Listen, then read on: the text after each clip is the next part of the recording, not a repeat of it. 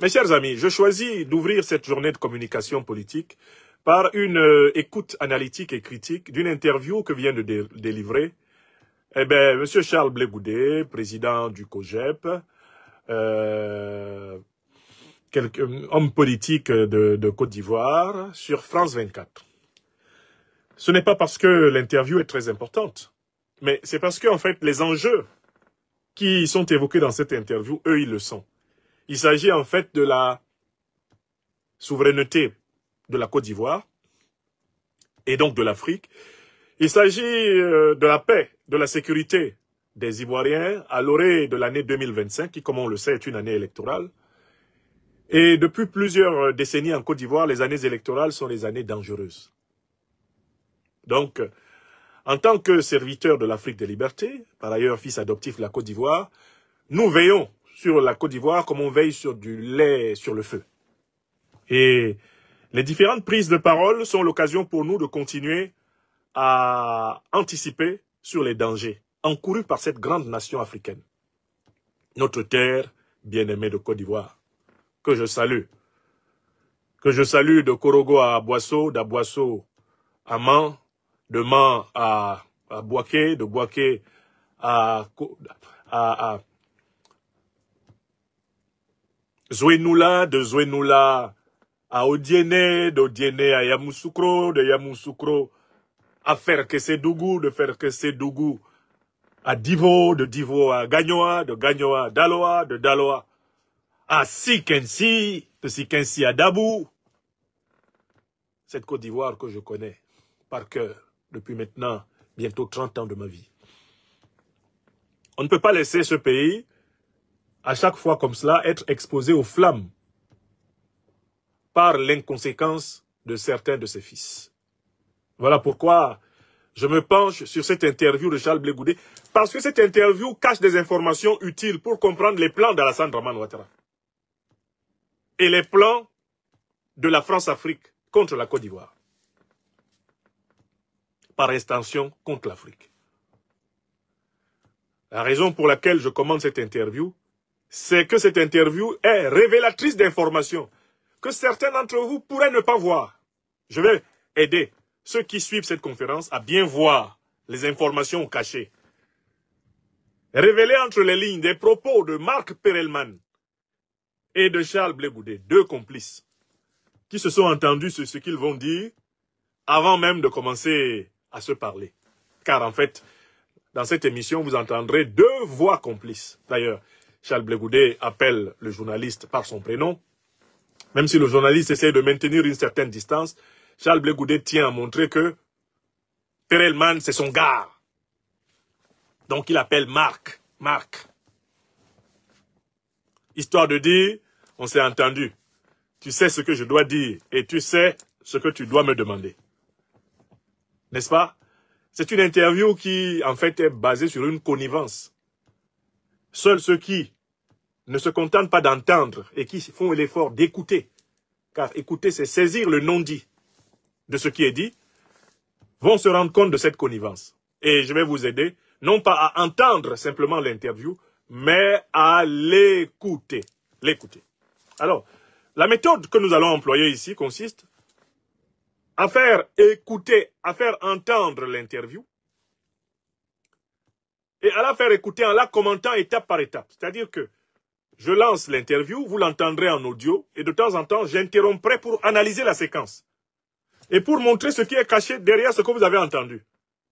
Et montrer pourquoi j'ai raison de penser que c'est ce qui est caché derrière ce que vous avez entendu. Parce qu'il y a ce que vous entendez et ce que vous comprenez. Entre l'entente et la compréhension, il faut faire un travail d'écoute, c'est-à-dire d'analyse critique. Vous comprenez? C'est cette méthode que nous allons employer. Donc nous allons tout de suite chercher le lien de l'interview qui a été publié il y a 3 heures de temps. Et vous allez commencer à entendre. Je suis Jérôme Mouter. Je vais... Voilà. C'est parti.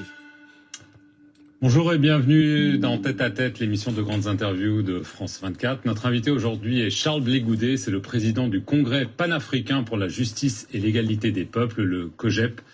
Bonjour Charles Blé Goudé. Bonjour, M. Marc.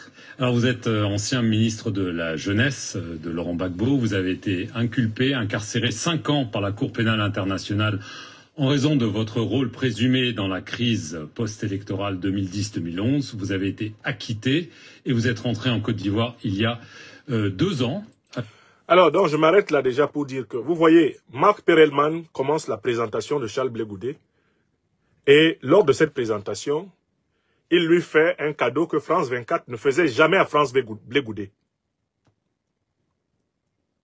France 24 ne lui faisait jamais ce cadeau quand il était, eh bien, à La Haye, ou quand il était réputé être aligné derrière le président Laurent Gbagbo.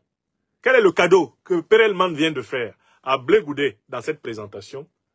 Il lui fait le cadeau de l'appeler ministre. Le storytelling de France 24 de RFI a été de ne pas reconnaître comme légitime et légal le gouvernement que le président Laurent Gbagbo, à l'issue du premier verdict de la Cour constitutionnelle, le gouvernement qu'il avait créé, 2010-2011, son premier gouvernement. France 24 que vous voyez là, RFI que vous voyez là, Perelman que vous voyez, Bois Bouvier, tous ces gens-là n'ont jamais appelé Blé Goudé ministre. Là, tout d'un coup, il l'appelle ministre. Donc vous notez ça. Ça veut dire que Perelman le met à l'aise en lui donnant un titre que France 24 RFI ne lui ont jamais reconnu avant.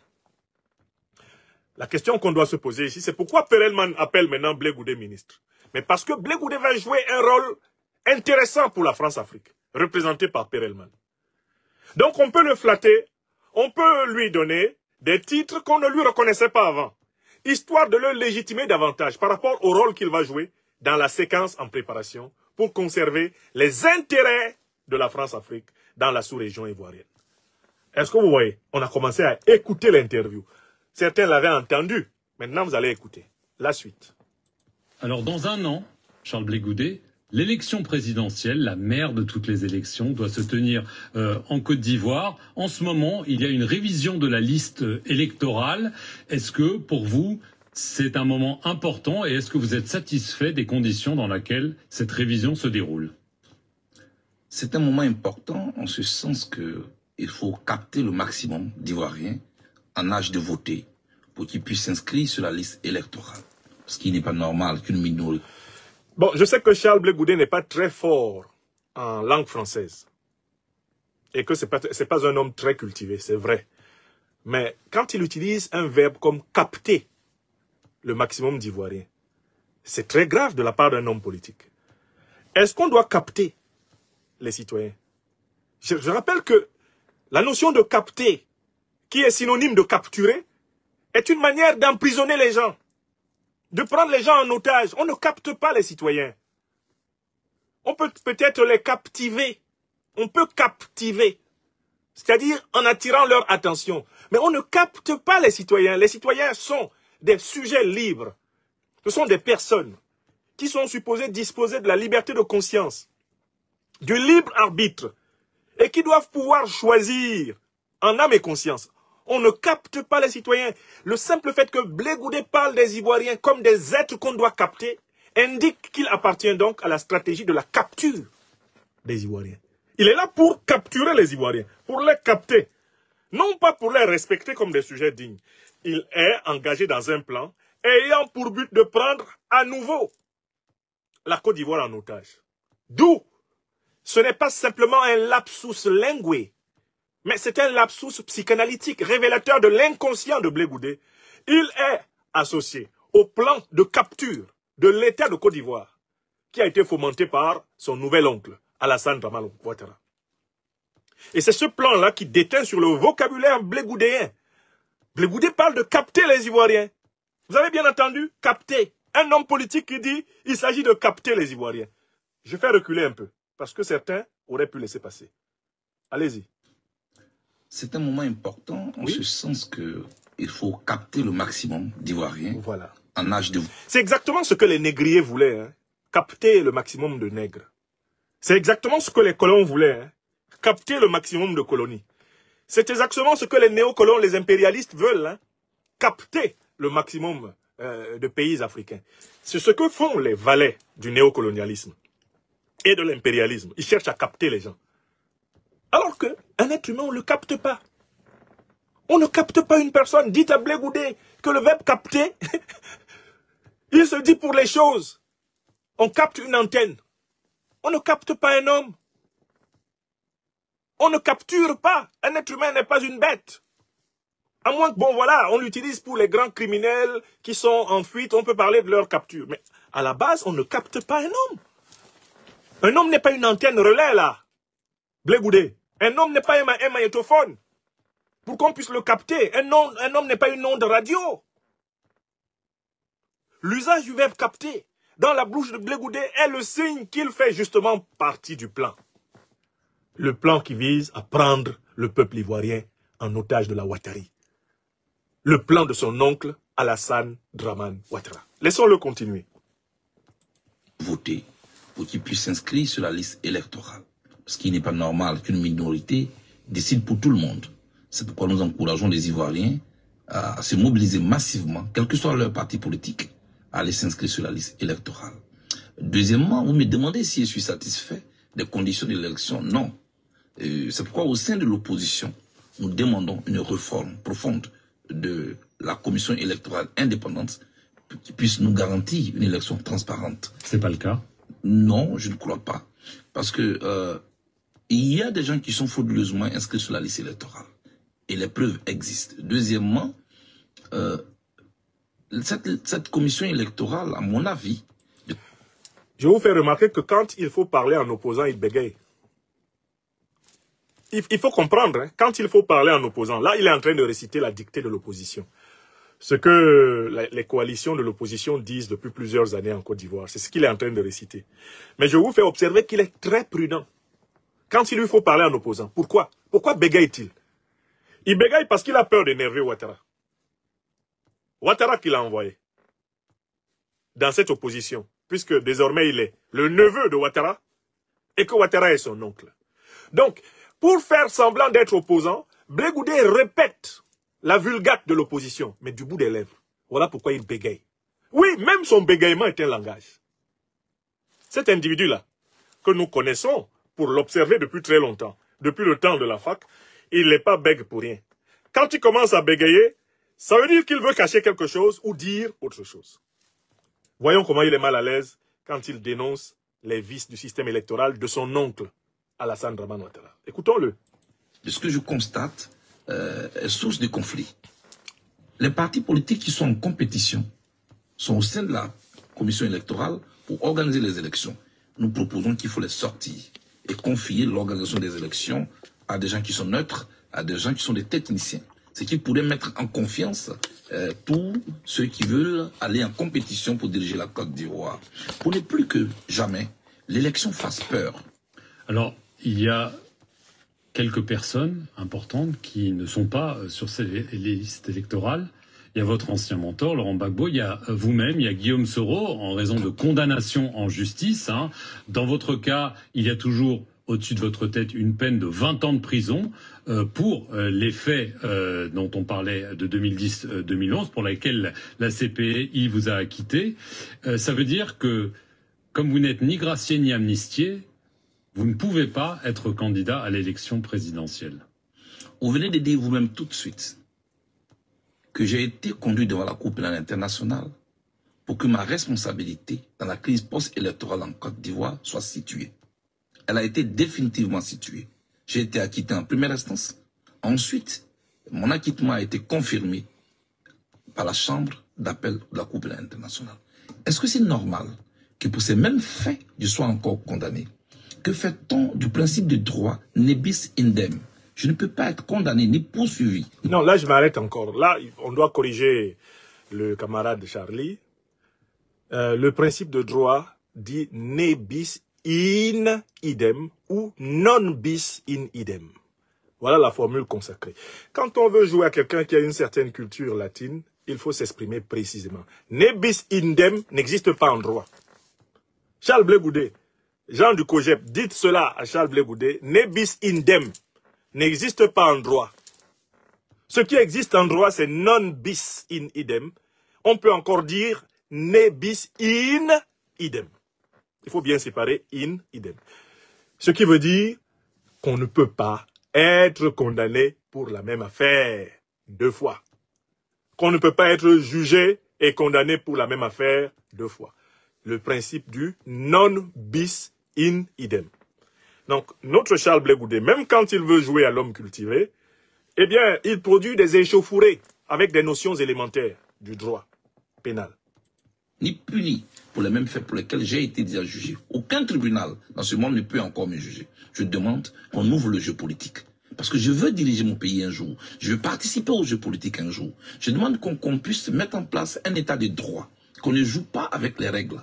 C'est pourquoi je lance encore cet appel au président de la République pour lui demander de faire un geste pour qu'il puisse décrisper l'atmosphère, pour que tous ceux qui veulent, qui se sentent capables d'apporter quelque chose aux Ivoiriens, puissent aller dans la compétition. Et c'est mon cas. Vous demandez une grâce et une amnistie à Alassane. Je demande une amnistie. Nous étions 4 à avoir fait l'objet d'un mandat d'arrêt devant la Cour pénale internationale. 4 pour Gbagbo. Le président Gbagbo lui-même, il a été gracié. L'ex-première dame Simone Gbagbo, elle a été amnistiée. Le général de Boblé, il a été gracié, sauf moi. Je trouve cela curieux. C'est pourquoi que je demande qu'on ne traite pas de manière particulière. Il faut donc une loi d'amnistie pour tourner définitivement la page. Et ce sera à l'actif de l'actuel chef de l'État. Avant... Pourquoi il ne le fait pas? C'est pas la première fois que vous l'interpellez.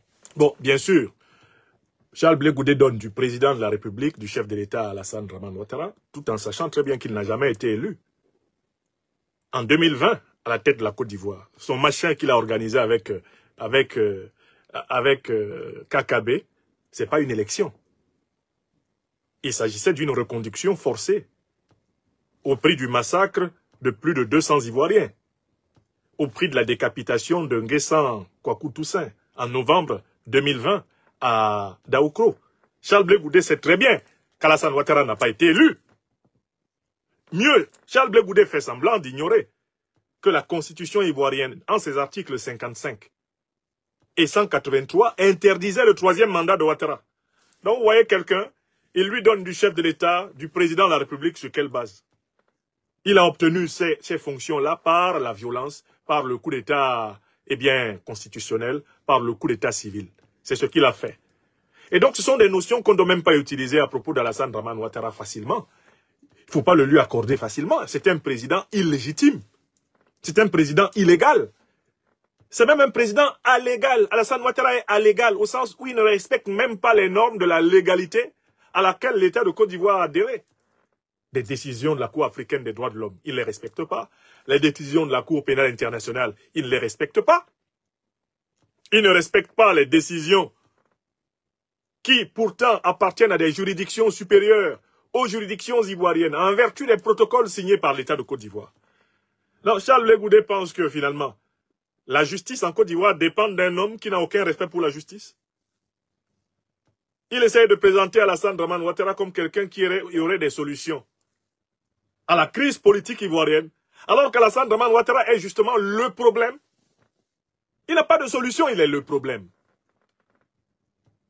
La solution consiste à dégager cet homme qui prend le peuple de Côte d'Ivoire en otage, Alassane Dramane Ouattara. On ne peut pas compter sur Alassane Dramane Ouattara pour résoudre le problème qu'il est. Or, Charles Blé Goudé nous dit ici, oh, il suffit qu'Alassane Ouattara me gracie, il suffit qu'Alassane Ouattara fasse ceci. Mais quel intérêt Alassane Ouattara a-t-il à distribuer des grâces et des amnisties, alors même que son projet c'est de confisquer le pouvoir? Pourquoi doit-il le faire? Sa logique à lui étant de confisquer le pouvoir. Pourquoi Alassane Ouattara va-t-il se lever du jour au lendemain, gracier le président Gbagbo, gracier le président Guillaume Soro, s'il sait que ça veut dire qu'ils vont être capables de rivaliser pour lui arracher le pouvoir? Quelle est la logique qui peut habiter quelqu'un qui croit que un dictateur va se faire harakiri lui-même? Depuis quand vous avez vu un dictateur se flinguer tout seul? Depuis quand vous avez vu un dictateur se renverser tout seul?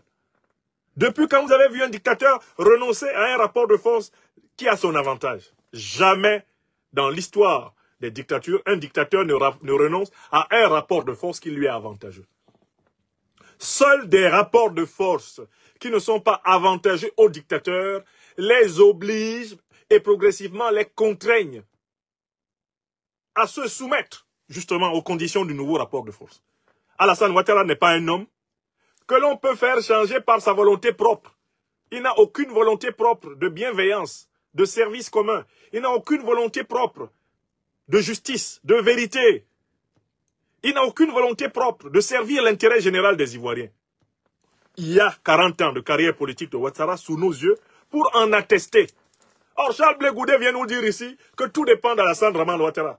Les Ivoiriens doivent espérer qu'Alassane Ouattara devienne enfin un homme bon. S'il devient un homme bon, alors la Côte d'Ivoire vivra. Voilà le rôle de l'homme. Accorder à Alassane Dramane Ouattara le statut de Dieu vivant de la Côte d'Ivoire, de celui qui fait et défait les carrières, qui fait et défait les hommes, qui fait et défait la nation. Or, le problème en Côte d'Ivoire, c'est qu'il faut retirer à Alassane Dramane Ouattara ce statut démiurgique. Il faut retirer à Alassane Ouattara le droit de vie ou de mort sur le peuple ivoirien. Et ce n'est pas avec des raisonnements superficiels d'opposants ventrocrates comme Charles Blé Goudé qu'on va y parvenir. Écoutons-le. Il a son agenda. Et je ne mets pas la pression au chef de l'État. C'est un appel que je lui lance. Et je dis si c'est... Vous entendez? Je ne mets pas la pression au chef de l'État. C'est un appel que je lui lance. Mais qu'il se mette carrément à genoux, comme l'avait fait le professeur Djedje m'a dit un jour. Sabali, oh, Sabali Alassane, je suis ton neveu. C'est Charles Blé Goudé. On dit, c'est celui qui a mangé la tête de la patère qui connaît où se trouvent les dents. Faut pas demander les dents de la patère à quelqu'un qui n'a pas mangé la tête. Voici, révélé en une petite phrase, la vraie politique de Charles Blé Goudé. C'est de mendier le pouvoir auprès d'Alassane Dramane Ouattara. Mendier le pouvoir. C'est un mendiant de pouvoir. Alassane, mon oncle, pardon, il faut me donner un peu. Il faut me donner un peu. Alassane Dramane Ouattara ne donnera jamais le pouvoir à quelqu'un qui lui en mendie.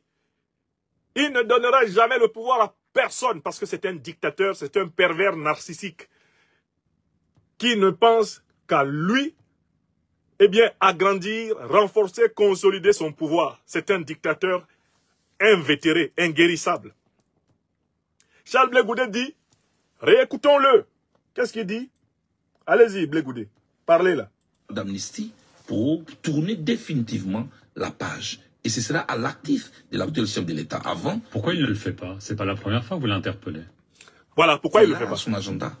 Et je ne mets pas la pression au chef de l'État. Voilà. C'est un appel que je lui lance. Je ne mets pas la pression au chef de l'État. C'est un appel que je lui lance.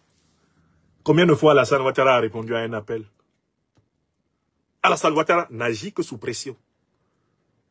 Vous avez vu comment il a sauté une barrière de 6 mètres pour se retrouver chez l'ambassadeur d'Allemagne et fuir à l'ambassade de France. Alassane Ouattara n'agit que dans des conditions comme ça. Il faut une pression sur lui. Si la pression est forte, Alassane Ouattara bouge. Parce que c'est un poltron. Comme tous les dictateurs. C'est un gros peureux. Si la pression augmente sur lui, Ouattara bouge. Ouattara n'a jamais répondu favorablement à un appel de qui que ce soit. Ouattara ne marche pas à l'appel. Les dictateurs ne marchent pas à l'appel. Les dictateurs ne marchent pas à la mendicité. Les dictateurs ne marchent pas parce que des mendiants politiques leur ont lancé des appels. Je ne mets pas la pression au chef de l'État. C'est un appel. Ouattara ne connaît pas le mot pitié. S'il connaissait le mot pitié, Ahmed Bakayoko serait vivant. S'il connaissait le mot pitié là, Amadou Gon Coulibaly serait vivant. Si Alassane Ouattara connaissait le mot pitié, Guillaume Soro ne serait jamais allé en exil avec ses biens arrachés. Si Alassane Ouattara connaissait le mot pitié, Jenny Kobina n'aurait pas fini dans l'ombre sombre de l'histoire du RDR. Si Ouattara Dramane connaissait le mot pitié, il aurait eu pitié de Mamadou Ben Soumaoro. Si Ouattara connaissait le mot pitié, il n'aurait pas ordonné d'abattre Ibrahim Koulibaly, son propre garde du corps. Si Ouattara connaissait le mot pitié, là, la Côte d'Ivoire n'aurait pas été saignée depuis plus de 30 ans maintenant par sa faute. Donc il faut cesser de penser la relation à Ouattara à partir de concepts frelatés, comme la compassion et la pitié. Ce sont des sentiments qui lui sont entièrement inconnus. Que dis-je? Ce sont des sentiments qui lui sont incompatibles. Charles Blé Goudé joue en fait ici le rôle d'un ambassadeur médiatique de Ouattara. Il est chargé de présenter Ouattara comme le grand Manitou. En Côte d'Ivoire, nous dit presque Charles Blé Goudé, les prières ne s'adressent plus à Dieu. Dieu est trop petit, car il a été remplacé par Alassane Ouattara. C'est vers lui que tout le monde doit se tourner. Comme nos frères musulmans se tournent vers la Mecque, comme nos frères catholiques chrétiens se tournent vers le Vatican, hein? On doit se tourner en Côte d'Ivoire vers Ouattara et dire, notre Ouattara qui est aux cieux, que votre volonté soit faite en Côte d'Ivoire, vous qui êtes au ciel comme sur la terre, donnez-nous à ce jour notre pain, pardonnez-nous nos offenses, ainsi que nous pardonnons à ceux qui nous ont offensés. Car c'est à vous qu'appartient le pouvoir et la gloire pour des siècles et des siècles. Nous ne vous mettons pas la pression, mais s'il vous plaît, faites-nous une grâce. Et nous ne vous mettons pas la pression, mais s'il vous plaît, est-ce que vous pouvez ajouter une petite amnistie? C'est votre bon petit Charles Blé Goudé, hein? C'est le génie de Palaiso, le génie de Kpor, le génie de Kpor. C'est lui qui est là. Grand-tonton, grand-oncle. Charles Blé Goudé est chargé de présenter Alassane Ouattara comme l'homme que la Côte d'Ivoire doit supplier. Or, pour un être humain normalement constitué, il n'y a de Dieu que Dieu. Il n'y a que de Dieu que Dieu. Et Ouattara n'est pas Dieu. La Côte d'Ivoire ne lui appartient pas. On n'a pas à supplier Ouattara. On a à lui imposer la souveraineté du peuple ivoirien.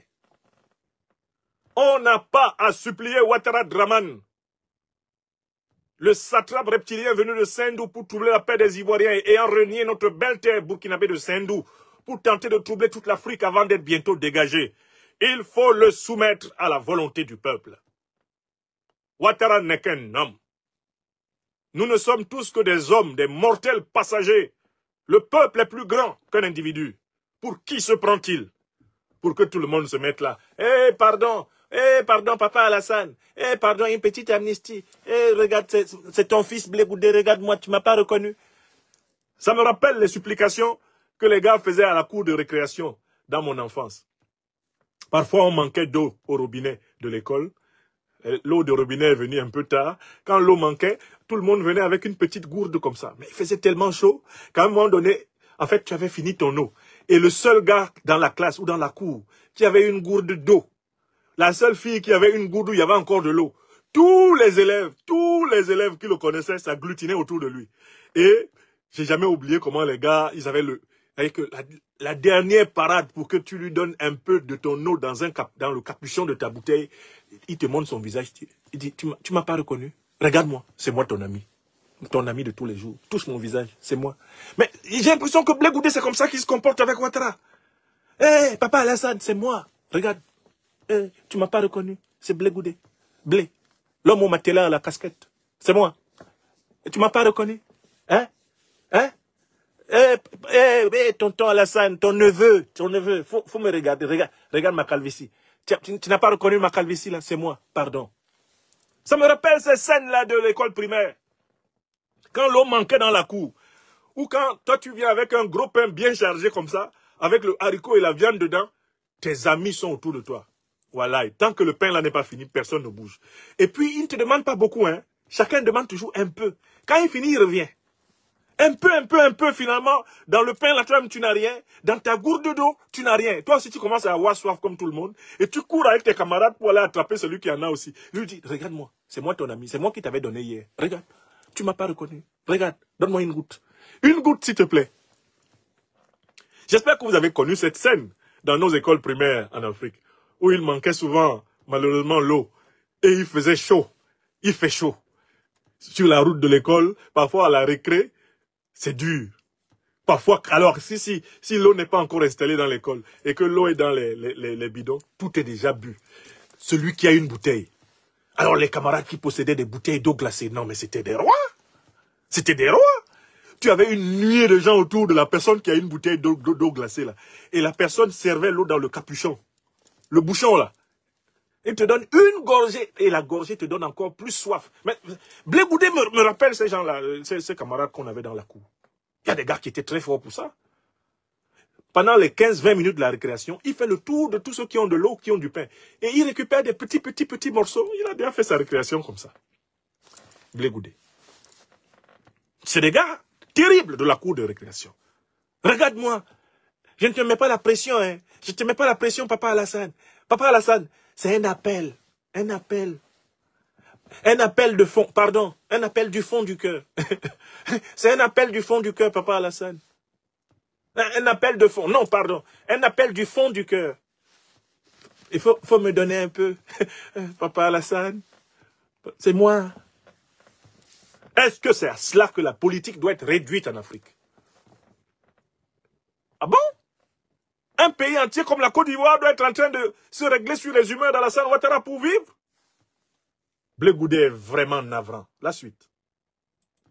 Et je dis, si c'est là tout en son actif, pourquoi il ne le fait pas? Je ne saurais le dire. Alors, Laurent Gbagbo, lui, a été gracié, mais il n'est pas amnistié. Pourquoi Ouattara ne le fait-il pas?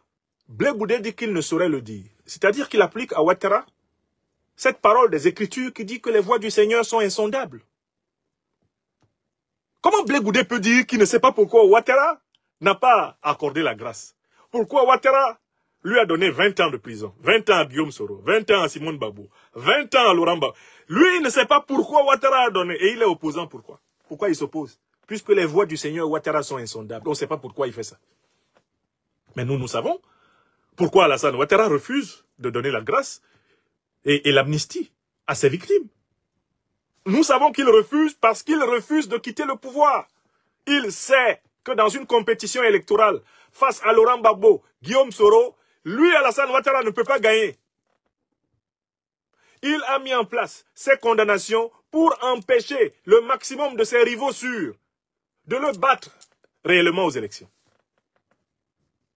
Blé Goudé le sait, mais il dit qu'il ne sait pas pourquoi Ouattara ne veut pas accorder l'amnistie.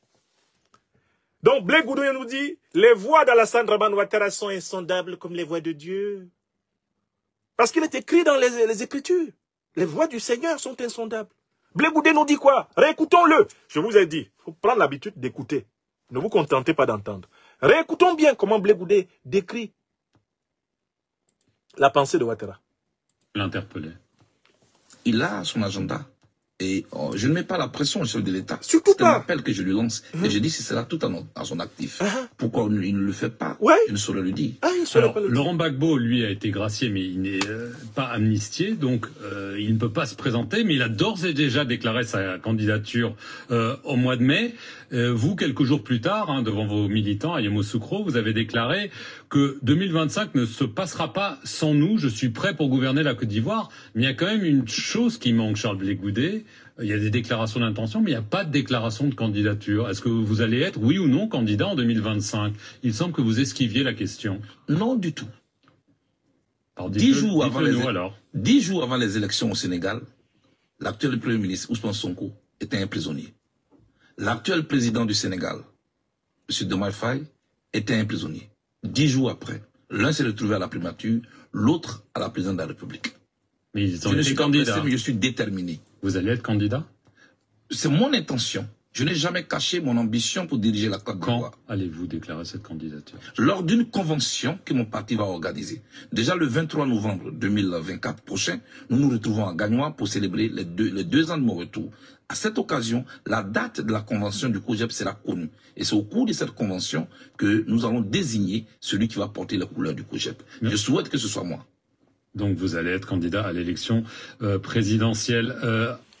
Alors, Blé Goudé, là, a pris la main dans le sac. On a des tas de déclarations de Blé Goudé dans lesquelles il dit que, en Côte d'Ivoire, tant que Laurent Gbagbo sera candidat à l'élection présidentielle, lui, il ne le sera pas. Blé Goudé l'a dit. Vous qui êtes en train de m'écouter, vous avez entendu plusieurs fois Blé Goudé le dire. Y compris, même quand sa brouille, sa séparation avec le président Laurent Gbagbo ont été actées. Il a dit que il se donnait une limite, c'est que jamais il ne sera candidat à l'élection présidentielle tant que le président Laurent Gbagbo, lui, le sera. D'accord? Or là, Perelman lui fait observer que Laurent Gbagbo a déjà annoncé sa candidature. Et Blé Goudé confirme qu'il est candidat.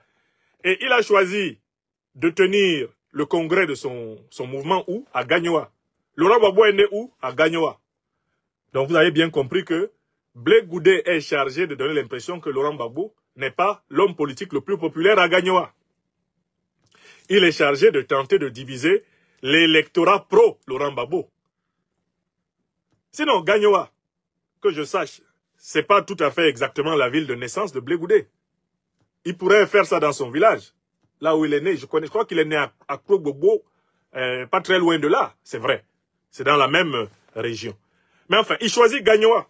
Parce que Gagnoa, c'est le fief de Laurent Gbagbo. Il choisit Gagnoa parce que Gagnoa, c'est le lieu de naissance de Laurent Gbagbo. Il choisit Gagnoa parce que c'est ce qu'Alassane Ouattara lui a recommandé. Parce qu'Alassane Ouattara compte sur Blé Goudé pour dire au monde entier que l'électorat de Gbagbo est divisé. Et ainsi, justifier précisément de la mascarade électorale qu'il prépare. Donc vous voyez très bien que l'intention de candidature présidentielle de Charles Blé Goudé, si elle est légitime au sens où c'est un Ivoirien, il a le droit, s'il le veut, de vouloir être candidat, c'est une intention vicieuse. Car en fait, il est candidat pour nuire à la candidature de Laurent Gbagbo. Est-ce que c'est clair pour tout le monde? Est-ce que c'est clair pour tout le monde? Rien que de voir où est-ce qu'il s'en va faire sa candidature. Ça va faire sa candidature là-bas. Bon, certains d'entre vous pourriez me dire, ah, mais Guillaume Soro est candidat, c'est pour nuire à la candidature de Ouattara. Je dis que c'est pas vrai, parce que Ouattara n'a pas de fief en Côte d'Ivoire. Il est de Sendou. S'il avait un fief là, ça serait à Sendou au Burkina. Alassane Ouattara n'a pas de fief en Côte d'Ivoire. C'est un Ivoirien, mais d'origine burkinabé. Donc Guillaume Soro, partout en Côte d'Ivoire, et surtout donc dans le nord de la Côte d'Ivoire, peut aller où il veut. On peut dire que c'est son fief, mais pas Ouattara. C'est vrai ou c'est faux? Ce que je vous dis là, c'est vrai ou c'est faux? On ne peut pas dire que Guillaume Soro, originaire du Nord, est en train de bouffer sur les terres de Ouattara. Ce ne sont pas les terres de Ouattara. Ouattara est originaire de l'ouest du Burkina Faso. Il est originaire de l'ouest du Burkina Faso. D'accord? C'est un citoyen adoptif de Côte d'Ivoire. C'est le président Houphouët-Boigny qui l'a introduit dans la nation ivoirienne. Par la médiation de celle qui devait devenir sa femme, Dominique Nouvian-Folorou. C'est comme ça qu'il est arrivé dans la citoyenneté ivoirienne. D'accord? Donc personne ne vient dire ici, ah, Guillaume Soro, le leader des GPS, n'est-ce pas, il est en train de braconner dans les terres de Ouattara. C'est faux. C'est Ouattara qui braconne sur les terres de Soro. Écrivez ça. Parce que c'est quand on ne connaît pas qu'on dit des choses comme ça. Bon. Donc, Laurent Gbagbo, c'est l'ancien député de Gagnoa. Il est né à Gagnoa. Si Blé Goudé veut faire son congrès à Gagnoa, c'est pour se moquer de Laurent Gbagbo. C'est une offense symbolique. C'est une offensive symbolique de Charles Blé Goudé. Et pour cela, il est soutenu par Ouattara. Parce que Ouattara veut affaiblir le président Laurent Gbagbo. C'est clair ou c'est pas clair? Il faut être aveugle pour ne pas voir ça. Il faut être aveugle pour ne pas voir ça. Et je répète le contre-argument ici. Ne dites pas que, oh, mais c'est ce que Guillaume Soro fait. Hein? Non. C'est Alassane Ouattara qui chasse dans les terres de Guillaume Soro. D'accord? Parce que Alassane Ouattara, lui, il vient du Burkina. Il a renié le Burkina, ça c'est son problème. Et le Burkina l'a aussi renié. C'est même bien fait pour lui. C'est lui qui chasse dans les terres de Guillaume Soro. Ouattara Draman. Et voilà pourquoi il ne veut pas qu'il y ait un politicien du Nord qui émerge. Et il leur coupe les têtes les uns après les autres. Ahmed Bakayoko, bim. Amadou Gon, bim. Amadou Soumaoro, bim. Tout le monde, tous ceux qui émergent du Nord, bim. Mamadou Ben Soumaoro, bim. Ouattara ne veut pas que du nord de la Côte d'Ivoire émerge un homme d'État ivoirien. Parce qu'il sait que lui, n'étant pas de là-bas, eh bien, il n'aura aucune chance d'influencer l'élection si un fils authentique du nord de la Côte d'Ivoire se dresse devant lui. Ça, c'est la vérité. Ça fait mal, mais c'est ça. C'est vrai comme mon nez est là sur ma figure. Continuons à écouter Charles Blé Goudé, qui est donc chargé de saboter le président Laurent Gbagbo, de torpiller le président Laurent Gbagbo, d'attaquer les bases du président Laurent Gbagbo. Mais je crois qu'il va se casser les dents à ce jeu. Lui qui dit qu'il faut demander les das de la patère à celui qui a mangé la tête. Moi, je lui dis que son affaire de vouloir défier le président Laurent Gbagbo dans son fief à Gagnoa, wallahi billahi talahi. Ça va pas bien finir, comme disait fait le général Robert Gueye. Blé Goudé. Tout le monde sait que Gayoua, c'est le fief du président Laurent Gbagbo. Blé Goudé, quand on t'envoie, dit le président Laurent Gbagbo, il faut savoir t'envoyer. On t'envoie, il faut t'envoyer des... On t'envoie là. En chemin, tu t'envoies aussi, hein. Cette affaire-là, Charles Blé Goudé, on va te demander la tête de la panthère, hein. La tête de la panthère. Avec ses dents. On va te demander ça bientôt. Bon, laissons-le parler. Une autre candidature qui n'a pas été annoncée, c'est celle de l'actuel chef de l'État, Alassane Ouattara. Est-ce que vous pensez qu'il va être candidat pour le ARHDP? Je n'ai pas à penser. C'est le lieutenant lui demande d'être candidat. Il n'a pas encore dit oui, il n'a pas encore dit non. Est-ce qu'il a le droit d'ailleurs? Mais je laisse chacun face à ses responsabilités. Mais... On lui a posé la question de savoir si Alassane Ouattara a le droit d'être candidat. Blé Goudé fait le sourd. Parce qu'il ne veut pas parler de la constitution violée par Ouattara depuis 2020. D'accord? Article 55, article 183. dont Cissé Ibrahim Bakongo disait très clairement qu'ils empêchaient Ouattara d'envisager le moindre mandat, troisième mandat. Dont le ministre de la Justice de Ouattara, Sansan Kambilé, a dit devant les députés ivoiriens qu'il était impossible, juridiquement impossible à Alassane Ouattara d'envisager un troisième mandat. C'est cette question qui est posée à Blé Goudé. Et ici, le traître politique esquive la question. Qu'est-ce qu'il raconte? Est-ce qu'il n'est pas temps, finalement, de passer à la génération d'après? Il l'avait même lui... Je reprends derrière. C'est...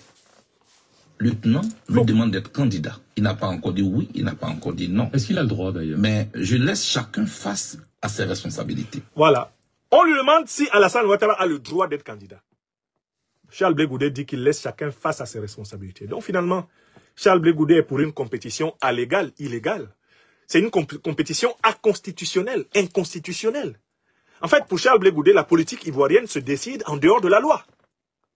Et il est un politicard allégal, illégal, inconstitutionnel, inconstitutionnel comme Alassane Dramane Ouattara. Puisque finalement, pour lui, la politique en Côte d'Ivoire dépend des humeurs du plus puissant. C'est à Ouattara de décider s'il est candidat ou pas. Ce n'est pas à la loi. Et ça veut se présenter comme un opposant politique. En quoi est-il opposant? Si il ne reconnaît pas que la loi est supérieure à tous, que c'est la loi qui doit s'appliquer à tous, et que personne ne peut dire « je suis candidat selon moi ». On doit être candidat conformément à la loi, conformément au respect de la loi juste, bien sûr. Vous venez de comprendre qui est Charles Blé Goudé? Ce n'est pas un opposant politique. C'est un détaillant de la Ouattari. Blé Goudé est en mission commandée pour essayer de légitimer médiatiquement Ouattara dans la forfaiture qu'il prépare en 2025. N'en doutez pas un instant. Mais est-ce qu'il n'est pas temps, finalement, de passer à la génération d'après? Il l'avait même lui-même laissé entendre. Laurent Gbagbo, Alassane Ouattara, c'est peut-être... Au-delà du président Ouattara, moi j'ai toujours jugé qu'il faut tourner la page de nos aînés. Alors, au-delà du président Ouattara, vous voyez, il ne veut pas être opposant à Ouattara. Donc, il passe. Il passe. Et là, il va s'attaquer à qui? À Laurent Gbagbo. Au lieu de répondre sur Ouattara, le roi des parjures de la Côte d'Ivoire, Blé Goudé enjambe une fois de plus la question qui lui est posée. Il s'attaque aux aînés en général, c'est-à-dire à Laurent Gbagbo. Parce qu'il n'y a pas d'autres aînés, le président Bédié étant décédé. Il s'attaque à Laurent Gbagbo directement, en disant que Laurent Gbagbo lui-même avait promis qu'il allait transférer le pouvoir à une nouvelle génération et qu'il ne respecte pas sa promesse. Vous voyez la lâcheté de l'homme? Incapable de dire à Ouattara son fait. Il enjambe la question qu'on lui pose sur Ouattara. La question du droit, il n'y répond pas. La question du fait brut de la confiscation du pouvoir de Ouattara, il n'y répond pas. Il enjambe tout cela et fait une accusation générale contre les aînés. Mais laquelle accusation ne vise en réalité que Laurent Gbagbo. Laurent Gbagbo qui est sa cible, parce que Blé Goudé est chargé d'empêcher Laurent Gbagbo de revendiquer une victoire contre Ouattara. C'est ça sa mission. Et son existence politique, lui, Charles Blé Goudé, dépend du succès de cette mission. Écoutons la suite. Il faut qu'ils acceptent de passer la main. Pour ne pas priver la Côte d'Ivoire de ce qu'elle a comme atout. Voilà. C'est-à-dire la jeunesse qui a de la vigueur, qui a des choses nouvelles à proposer.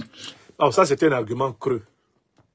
Lui-même, Charles Blé Goudé, il faudrait qu'il nous dise quel est son âge réel. Il y a toujours eu en Côte d'Ivoire des spéculations sur son âge. Moi, j'ai 52 ans.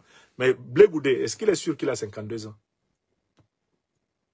Blé Goudé, là, en Côte d'Ivoire, depuis très longtemps, on sait que son âge est probablement un âge modifié. Donc, on peut se poser la question, est-ce qu'il a vraiment 52 ans? Est-ce qu'il n'est pas plus vieux que ça? Lui, là, Blé. Il faudrait peut-être que ce monsieur soit soumis à une datation au carbone 14 et à l'argon potassium pour évaluer son âge réel. Lui, le Blé Goudé qui est assis là, on peut être assis là comme ça, il a peut-être facilement 60 ans, il est assis là. Est-ce qu'il peut nous raconter un peu l'histoire de ces jugements supplétifs? Parce que lui-même, il y a plusieurs versions. Et il ressemble de ce point de vue à Alassane Dramane Ouattara. Il y a plusieurs versions sur sa date de naissance. Même sur son nom à l'origine. Comment il s'appelait à l'origine? Moi, je ne sais pas. Blé Goudé. Les gens l'appellent Zadi Bapé, Magloire ou bien Grégoire. Les gens l'appellent... Il a plusieurs noms, lui, ce Blé Goudé là. Et c'est lui qui parle d'affaires de génération. Mais je dis, oh, cette affaire de génération-là, les gens ont oublié que nous, on a déjà plus de 50 ans. Mais bientôt, on va être appelé des vieux, là. Blé Goudé, normalement, tu es plus âgé que moi. Et moi, je me considère plus comme un jeune. Hein. Je ne suis pas jeune du tout. C'est quoi ça? 52 ans. On est jeune à 52 ans. Et mon fils Miko, alors, qui a pratiquement 25 ans, là. On fait comment? Si il dit qu'il est jeune, moi aussi je dis que je suis jeune. Donc on est de la même génération. Mais Blé Goudé, on n'est plus des jeunes, hein? C'est quoi cette histoire-là? Je me souviens de KKB en 2020. Vous avez vu la tête de KKB en 2020? KKB remplit tous les attributs visibles du soixantenaire affirmé. Et il se présentait comme un jeune du PDC-RDA. Nous sommes des jeunes du PDC-RDA. Jeune à quel âge? Jeune à quel âge? L'espérance de vie en Afrique, en Côte d'Ivoire, elle est de combien d'années? L'espérance de vie en Côte d'Ivoire, elle est de moins de 60 ans. Moins de 60 ans en Côte d'Ivoire. C'est-à-dire qu'en moyenne, les hommes sont morts avant 60 ans en Côte d'Ivoire. Oui ou non? Je vous rappelle que l'espérance de vie est plus longue au Burkina Faso qu'en Côte d'Ivoire. Hein. Les hommes vivent plus longtemps au Burkina qu'en Côte d'Ivoire. Mais en Côte d'Ivoire, elle est de moins de 60 ans. À l'instant où je vous parle. Blé Goudé qui est là, il est vers 60 ans. Quand je regarde sa tête, moi, je suis d'accord avec ça. Tout comme quand je regarde la tête de KKB, j'ai pas besoin. C'est-à-dire que nous, les Africains, on connaît se peser. On sait se peser, quoi. On sait se peser. Nous ne sommes pas vieux à 50 ans, mais on est plus jeunes. C'est fini. Arrêtez ça. Arrêtez ce jeunisme. Arrêtez de revendiquer la jeunesse à tout prix. On ne fait rien avec ça. La grande question est, quel est le projet que vous incarnez et quelle est votre capacité de le réaliser? Blé Goudé, son projet, c'est quoi? C'est servir les calculs d'Alassane Dramane Ouattara pour détruire l'opposition ivoirienne. Voilà son projet. Qu'il soit jeune ou vieux, son projet est mauvais. Oui ou non? Vous êtes d'accord avec moi? Que Blé Goudé soit jeune ou qu'il soit vieux, son projet là est mauvais. Son affaire de supplier Ouattara. Eh, pardon, papa Alassane, faut me donner amnistie. Eh, pardon, un peu de grâce. Non, c'est pas une pression. C'est pas une pression, c'est un appel. Ça, c'est pas un projet politique. Si Blé Goudé peut avoir 150 ans, c'est nul comme projet politique. Il peut avoir 30 ans, c'est nul comme projet politique. Donc l'argument de les vieux, etc. C'est un argument qui n'a de valeur que si on est porteur d'un projet de société qui soit infiniment meilleur que ce qui nous a été proposé. Voilà. Et je ne pense pas que Blé Goudé ni moi-même, on doit encore s'inscrire dans la catégorie des jeunes. Moi, je ne suis pas là-dedans. Hein. Les jeunes, c'est la catégorie de mon fils. Mon fils est né à 25 ans pratiquement. Il aura 25 ans là, plein l'année prochaine. Si je ne m'abuse. Oui, 25. Voilà. Ça, c'est eux, les jeunes. Nous, on est la catégorie des adultes mûrs. Je dis bien mûrs. Les adultes mûrs. Et on commence à aller vers les prévieux. Après 60 ans, là, on est les prévieux. Hein? Et puis quand on va avancer, là, on touche 70, on est déjà on commence à entrer dans les vieux. Voilà. Mais pourquoi les gens ont même peur de vieillir? Donc vous pensiez que vous allez être sur la terre là tout le temps? Vous n'allez même pas dégager pour que les autres viennent s'asseoir? C'est quoi ça? Ah non, les jeunes. C'est quoi ça? Voyons quel est le projet. Voyons le changement que vous pouvez impulser. Voyons si vous avez la capacité d'agir et de transformer avec votre peuple sa vie et de l'améliorer. Voilà les bonnes questions qu'il faut poser. Écoutons Charles Blé Goudé encore.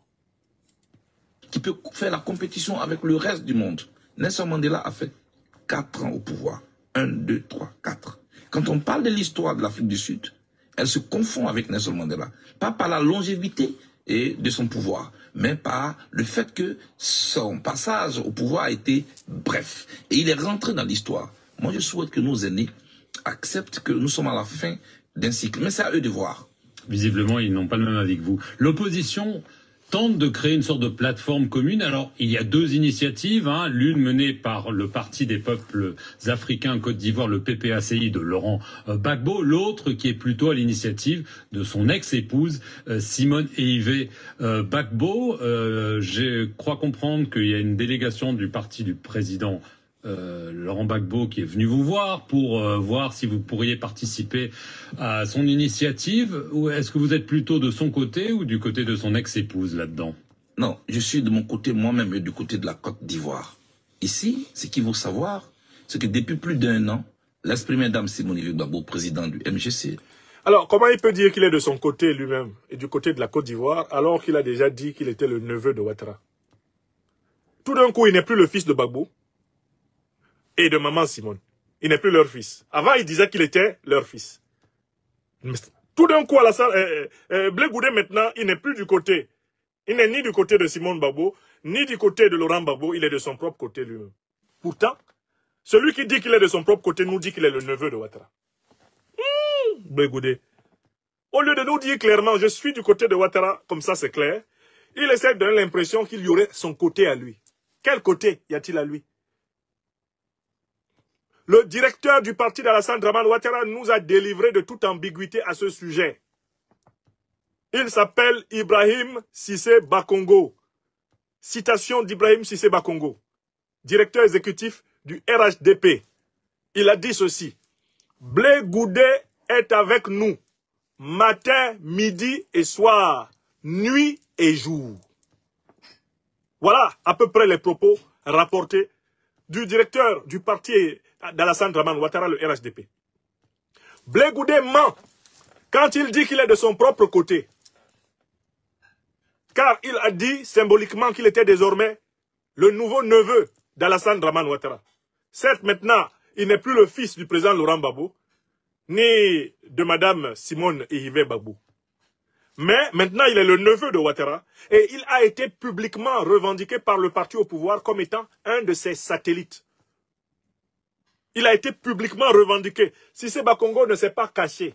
Il a dit « Blé Goudé est avec nous, nuit et jour, au propre comme au figuré. » Fin de citation. Donc, à qui croit-il mentir? On sait de quel côté il est. Nous a approché, nous tous, la plupart des présidents des partis politiques, et nous a proposé une plateforme qui doit discuter des conditions d'élection, qui doit discuter des réformes que nous souhaitons à ce pays. Et nous avons adopté une déclaration des principes. Aujourd'hui, nous travaillons ensemble pour des réformes profondes. Et nous avons demandé une audience au chef de l'État. Un. Deuxièmement, le président Gbagbo a lancé un appel à Benoît. Moi, j'ai reçu une délégation de son parti politique.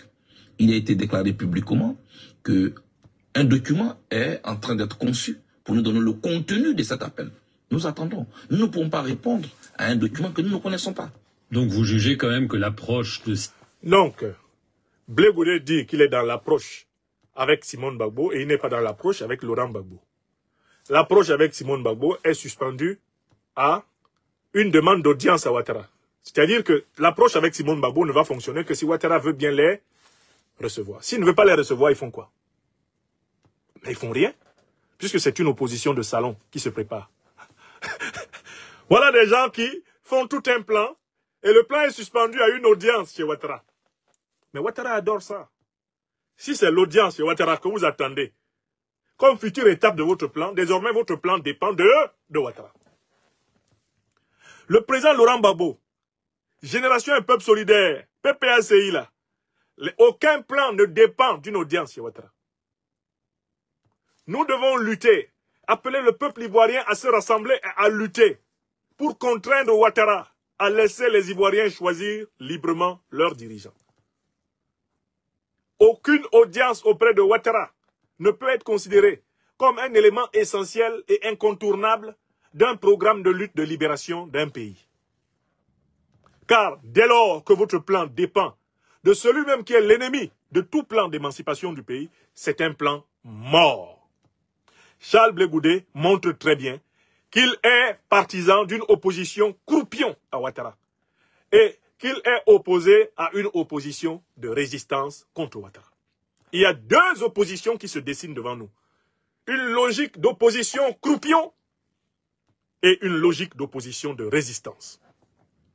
Une logique d'opposition de collaboration, notamment incarnée par le PDCRDA version Tiameri, et une logique d'opposition de résistance et de libération, incarnée par le PPACI du président Laurent Gbagbo, par Génération et Peuple Solidaire du président Guillaume Kibafouri Soro.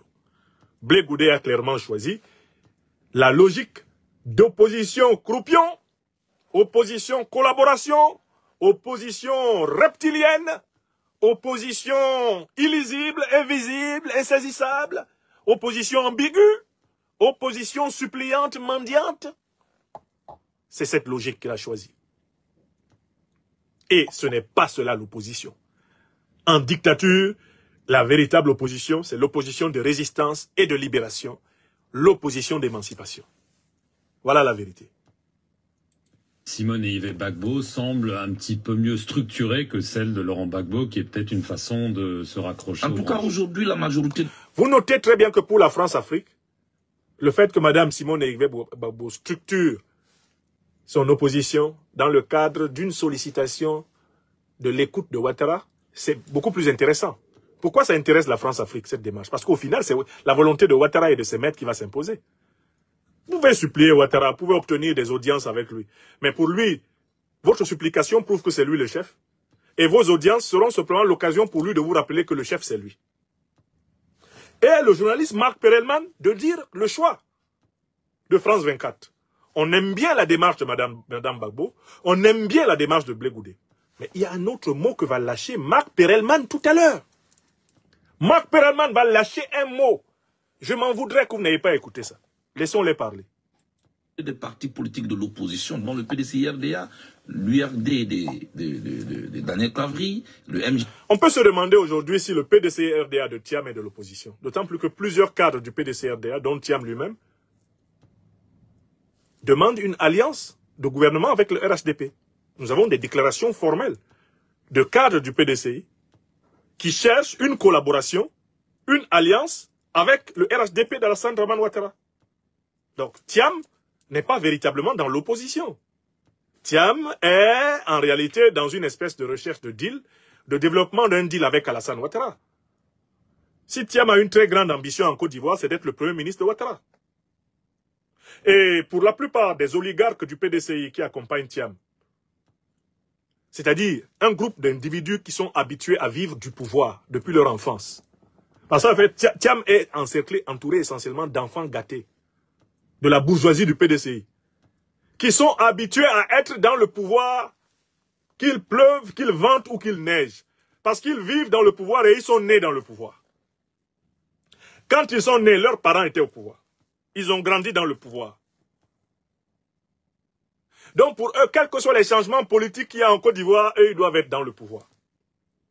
C'est ce groupuscule à l'intérieur du PDCI là, qui entoure Tidiane Thiam.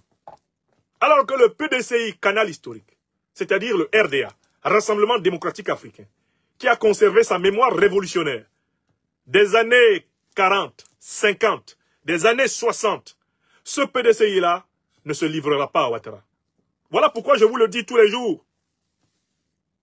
On risque d'assister dans les prochains mois à un éclatement du PDCI. On risque d'assister dans les prochains mois à un éclatement du PDCI. Et l'annonce de la candidature de Jean-Louis Billon contre celle de Tidiane Thiam est un indice de ce que je suis en train de vous dire. Étudiez les positions de Billon. Billon est beaucoup plus proche de l'opposition de résistance à Ouattara que de l'opposition de soumission. Il demande l'inscription d'Ardar du président Laurent Gbagbo, du président Guillaume Soro dans les listes électorales et dans la campagne électorale. Il le demande pourquoi? Parce qu'il sait qu'il va falloir se battre pour libérer la Côte d'Ivoire de Ouattara. Donc le PDCI que vous voyez, c'est un parti qui se prépare à être déchiré en deux morceaux.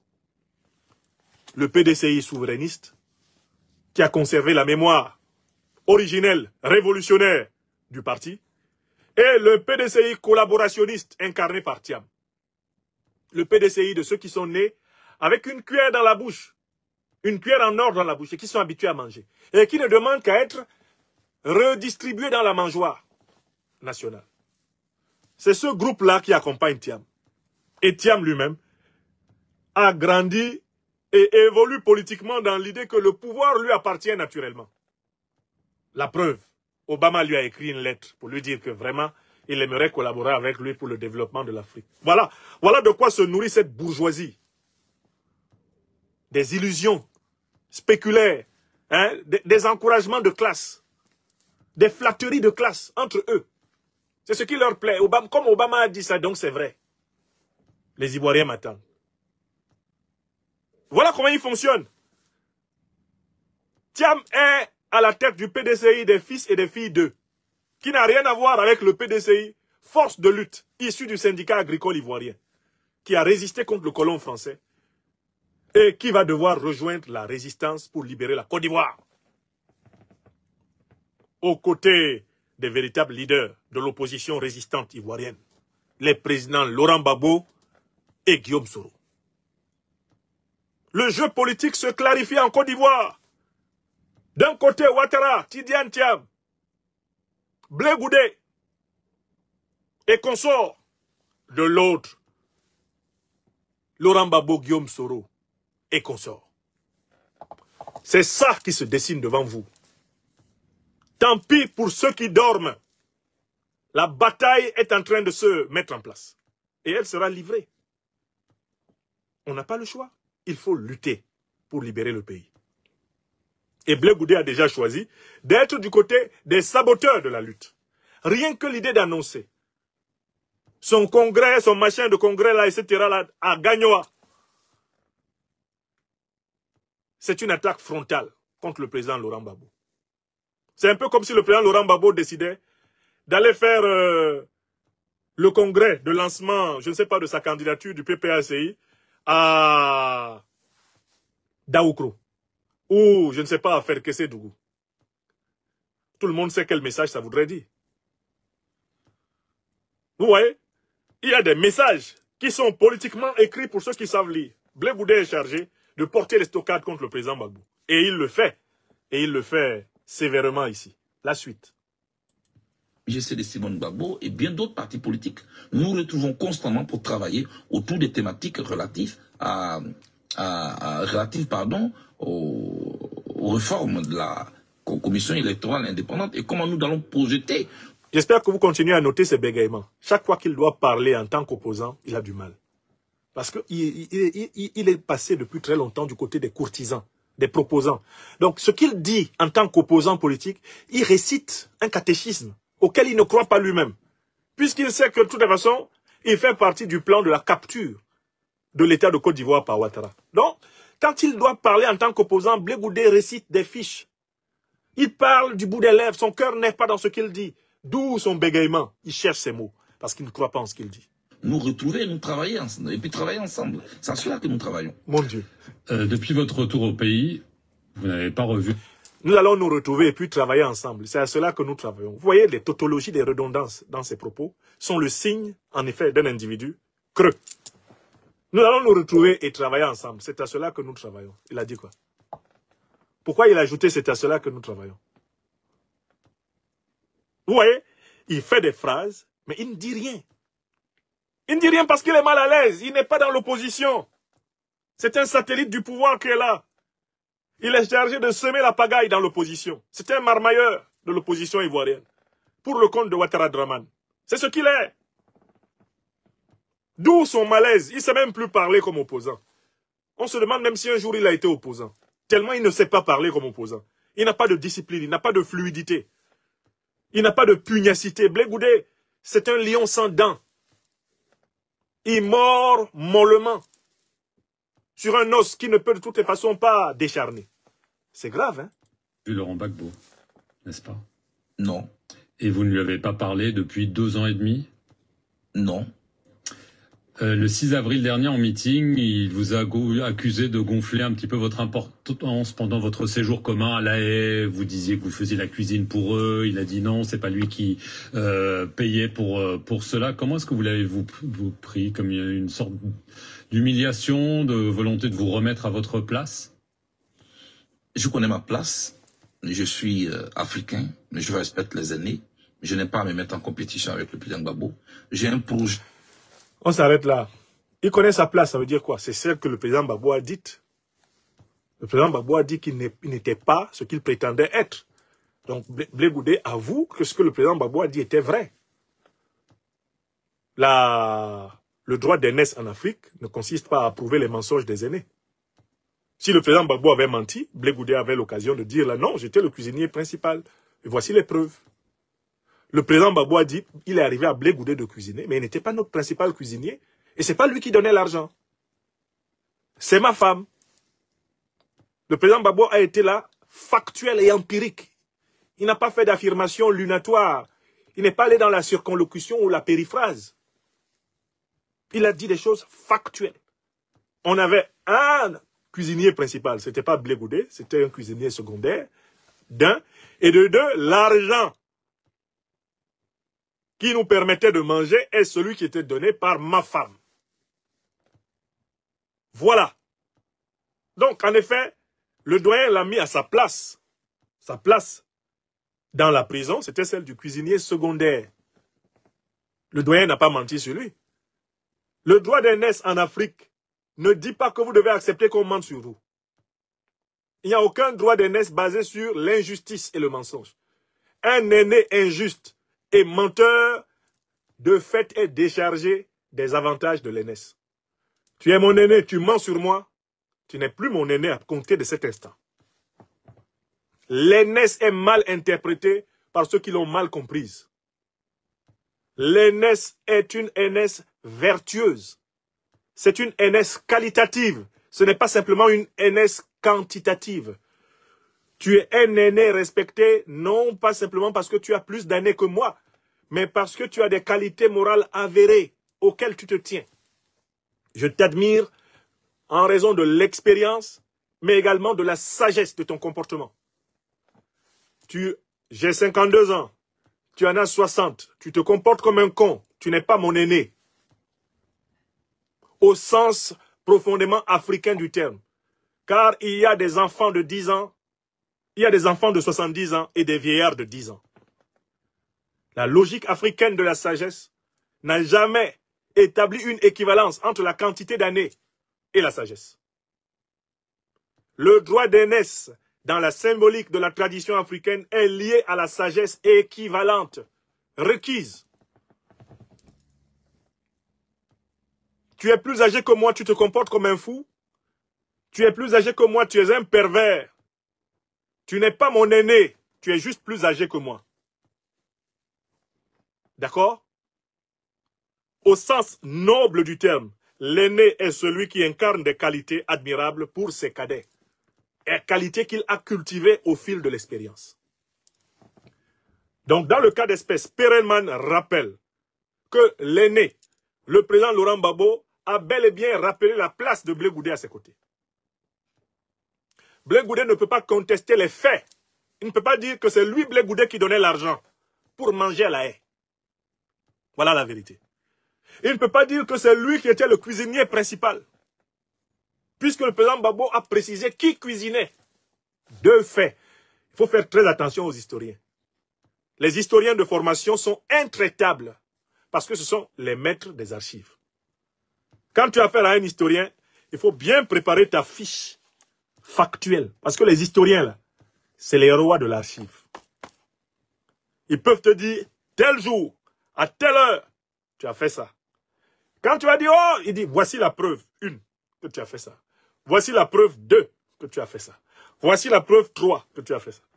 Le président Gbagbo a gardé une mémoire impeccable, phénoménale. Il faut faire très attention.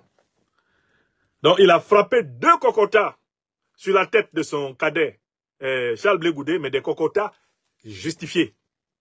1, tu n'étais pas le cuisinier principal à la haie, puisque tu as prétendu que c'est toi qui cuisinais pour que je mange. C'était pas toi. Tu étais un cuisinier secondaire. De 2, c'est moi qui te nourrissais à la haie, puisque c'est ma femme qui donnait l'argent pour qu'on mange. Donc, si Blé Goudé n'est pas d'accord avec ça, qu'il vienne dire que c'est lui qui était le cuisinier principal. Parce qu'il avait commencé à dire ça. Il n'a pas demandé la permission de dire ça au président Gbagbo avant de dire ça. Comme il a dit ça sans permission, le doyen l'a corrigé. Il l'a cocotalisé, comme on dit à Abidjan. Il lui a donné co. Et comme il ne comprend pas bien, quand tu ne comprends pas bien ce qu'un aîné est en train de te dire, en sagesse et en expérience, là, il te met une forme de cocota que nous, on connaît en Côte d'Ivoire, on appelle ça acholier. Acholier. Il y a le cocota vertical qui va du haut vers le bas. Ça, on appelle ça cocota classique. Ça descend comme ça. Hein? Ça descend comme ça et ça s'abat bien souvent sur le sommet de ton crâne, à la verticale. Ça, on appelle ça le cocota. Mais, quand tu es vraiment un enfant têtu et fatigant, les doyens, ils font leurs mains comme ça. Ils font leurs mains comme ça. Et là, ils te donnent acholier. Acholier, c'est un cocota temporal. C'est-à-dire que c'est sur la paroi temporale du crâne. On ne tape pas ici, à l'occipital. L'occipital, c'est une zone dangereuse. La personne peut s'évanouir et mourir. Cocota, c'est du haut vers le bas. Et puis, acholier, c'est sur les tempes. Donc, quand tu donnes acholier a la particularité de concentrer la douleur dans un centre nerveux particulièrement irradiant dans le corps. Donc, on a mis un cocota à blé. Bao.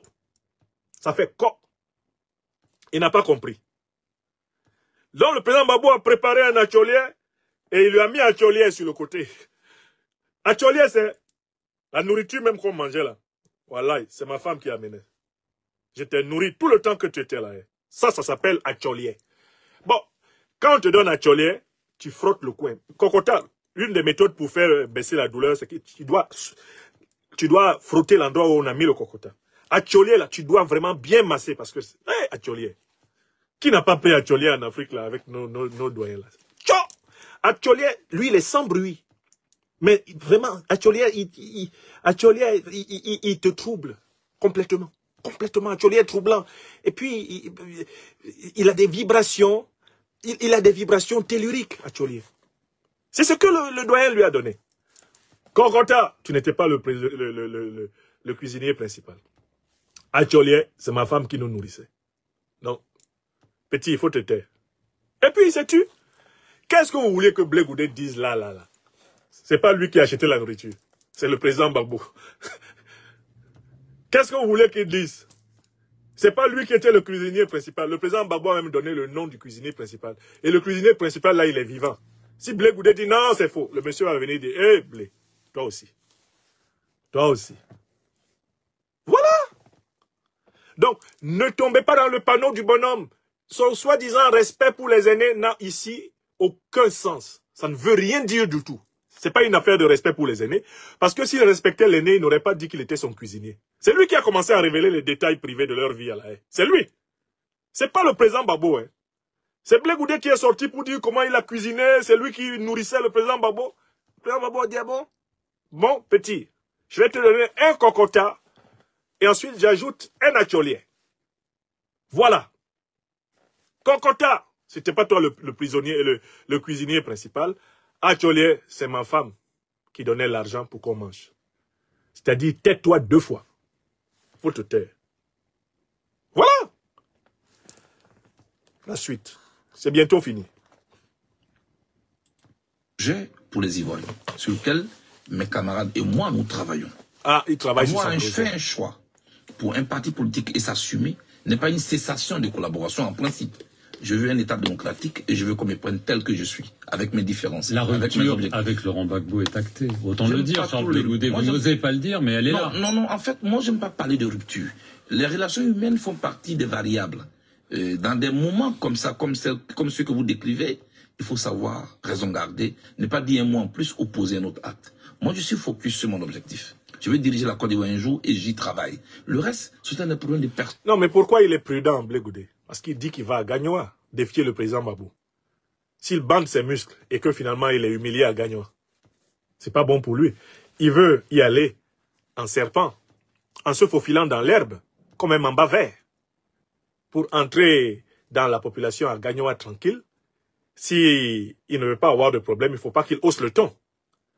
Parce que s'il hausse le ton, le fief du président Laurent Gbagbo va lui être très hostile. Il faut le voir là. Hein.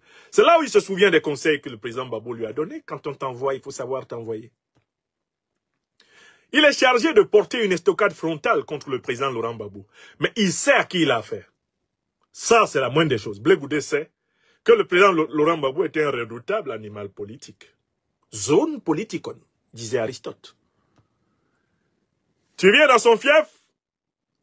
Si tu viens fort, tu vas partir fort. Oui. Nous venons d'assister à une scène ici à Paris. Tout à fait comparable. Moussa Mara, qui rase les murs à Bamako.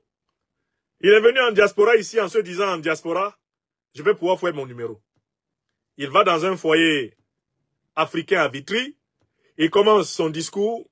Il ne sait pas que la diaspora africaine est au moins autant mobilisée que le peuple malien autour du président Goïta.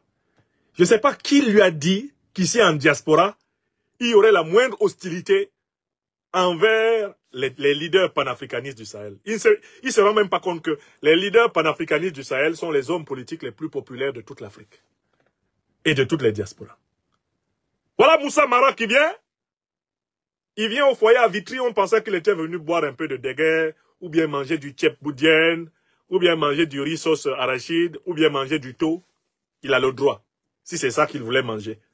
Monsieur commence un meeting où il se moque de la lutte anti-impérialiste et anticolonialiste du peuple malien. Mais mal lui en a pris. Il est sorti par la fenêtre. La fenêtre arrière. C'est par là qu'il a échappé. A piqué un sprint qui restera célèbre dans l'histoire de l'athlétisme politique, avant de s'engouffrer d'un plongeon dans un véhicule de police où il a bénéficié de l'extirpation des services de police françaises. Et toute la presse en rend compte. Donc, Blé Goudé que vous voyez là, il sait qu'on l'envoie provoquer le président Gbagbo, mais il n'ose pas s'afficher, s'assumer comme tel. Parce qu'il sait qu'il risque de rencontrer une sanction populaire. Son affaire de Gagnoa là.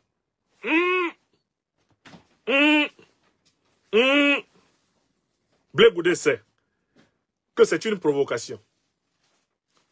Et donc, il essaye de donner l'impression de baisser le ton.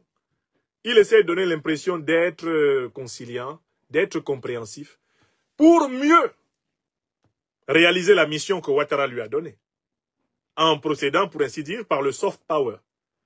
Mais il aurait tort de sous-estimer l'intelligence du président Laurent Gbagbo et du PPACI.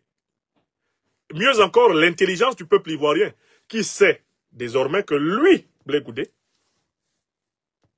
est au service de Ouattara Dramane. La suite. Personne. Vous savez, et ça, c'est un fléau en Afrique. Si jamais vous êtes élu, si jamais vous êtes candidat, on pense que vous le serez, deux questions très... Stop! Est-ce que vous avez entendu ce que dit Marc Perelman? Si jamais vous êtes candidat, non, si jamais vous êtes élu, si jamais vous êtes candidat, virgule, on pense que vous le serez. Soulignez l'expression, on pense que vous le serez. Marc Perelman, journaliste français, sait déjà qu'Alassane Ouattara va permettre à Blé Goudé d'être candidat. Est-ce que vous avez écouté? On réécoute. Quand je vous dis il ne faut pas entendre, il faut écouter. On recommence un peu là, juste derrière. Allez, allez-y. Trahissez-vous. Moi, je suis focus sur mon objectif. Je vais diriger la Côte d'Ivoire un jour et j'y travaille. Le reste, c'est un problème de personne. Vous savez, et ça, c'est un fléau en Afrique. Si jamais vous êtes élu, si jamais vous êtes candidat, on pense que vous le serez, deux questions très précises. On pense que vous le serez. Alors que Blé Goudé est toujours condamné à 20 ans et qu'il n'a pas eu de grâce, il n'a pas eu d'amnistie. Marc Perelman pense que Blé Goudé sera candidat. Vous voyez d'où vient la connivence entre les deux hommes? Vous comprenez que cette interview, c'est un spectacle rédigé à 3 mains. C'est un spectacle rédigé à 3 mains. Charles Blé Goudé, l'élite politique française et Ouattara Draman. Voilà les 3 mains qui ont rédigé le spectacle que vous entendez. Marc Perelman nous fait la confidence qu'on pense que Blé Goudé sera candidat. C'est-à-dire que Perelman sait déjà que conformément au plan, Alassane Ouattara va promouvoir Blé Goudé comme candidat pour pouvoir s'amuser à avoir Blé Goudé comme opposant dans le même style qui s'est amusé,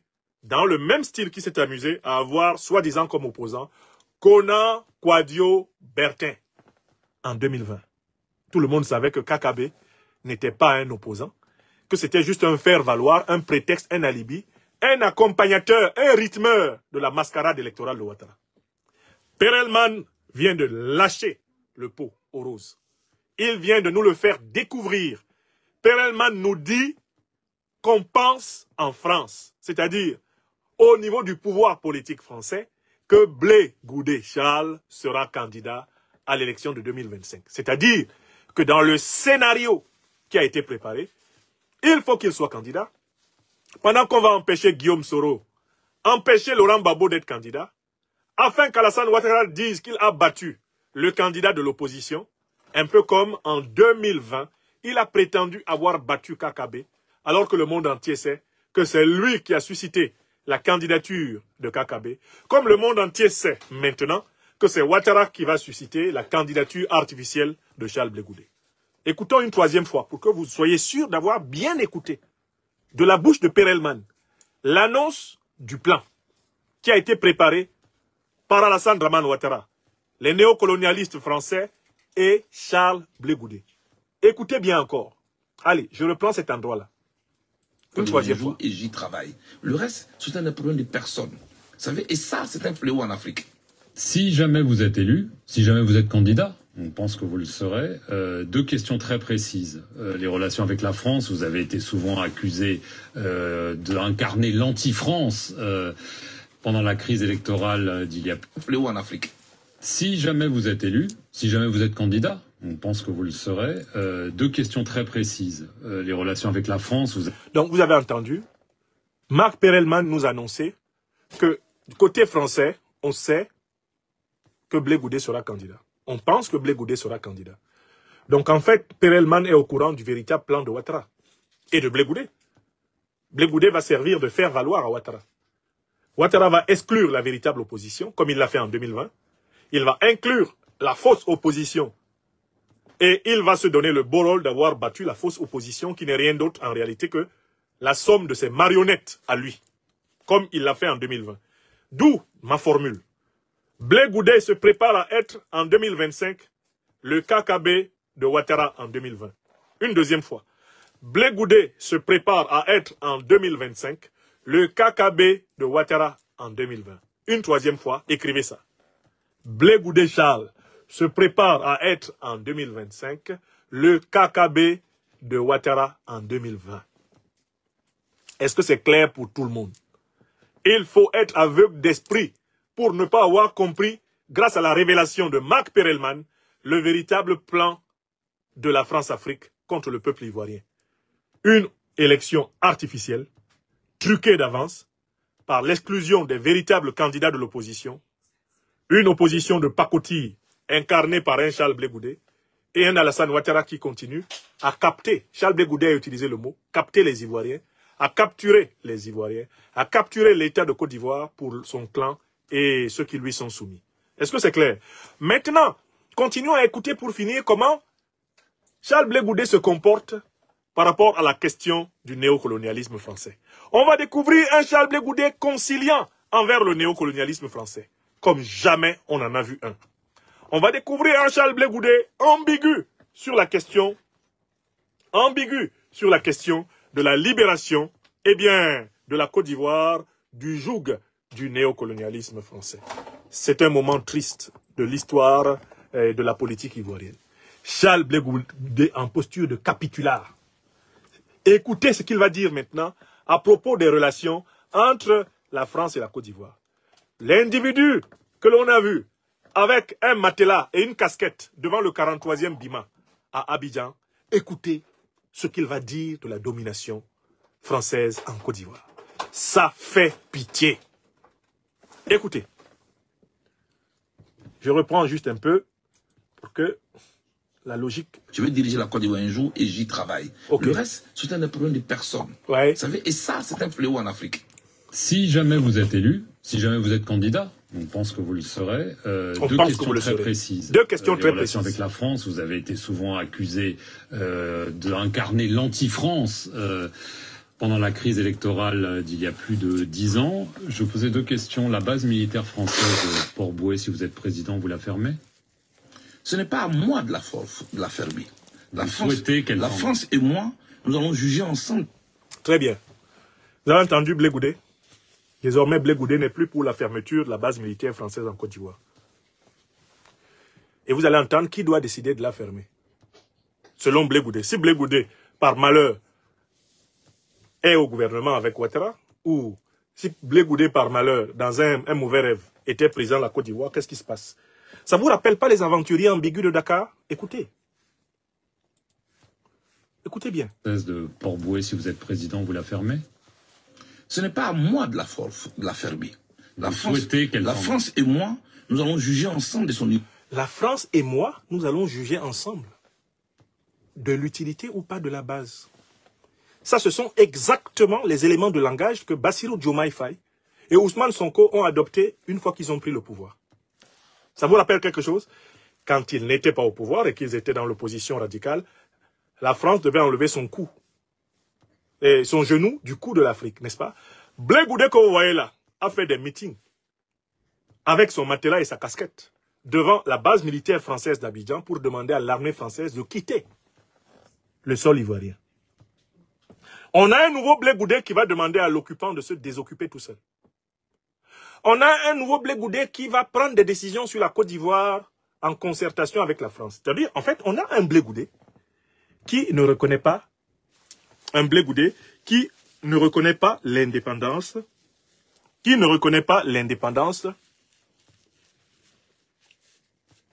On a un Blé Goudé qui ne reconnaît pas l'indépendance totale, la souveraineté de la Côte d'Ivoire. Est-ce que c'est clair? Est-ce que c'est clair? Vous avez écouté Blé Goudé là? On recommence.